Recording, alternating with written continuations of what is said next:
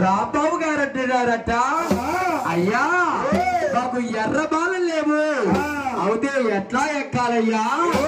ప్రతి డోటంటే కూడా జై దొరక అంటే ఎక్కాలి,